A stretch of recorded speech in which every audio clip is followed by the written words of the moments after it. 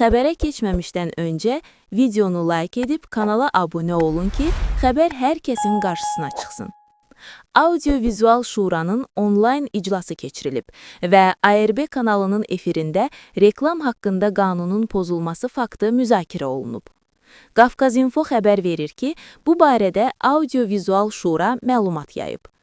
Bildirilib ki, 08 fevral 2026-cı il tarixində kanalın efirində saat 13:38-də yayımlanan reklam materialında endirimin və ödəniş şərtlərinin reklamda aydın və düzgün şəkildə göstərilməməsi aşkarlanıb.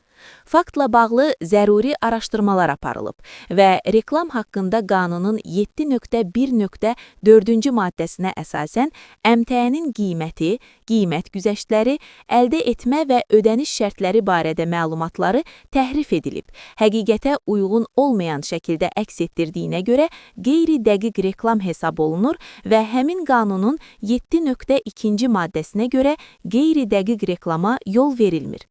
Cari ilin əvvəlindən televiziya kanalının efirində belə pozuntuların bir neçə dəfə baş verməsini, kanala müvafiq bildirişlərin göndərilməsini nəzərə alaraq, Audio-vizual Şuranın üzvləri ARB kanalına qarşı sərt sanksiya tədbirinin tətbiq edilməsi və kanalın yayımının 16 fevral tarixində saat 08:00-dan başlayaraq 24 saat müddətinə müvəqqəti dayandırılması barədə qərar qəbul edib.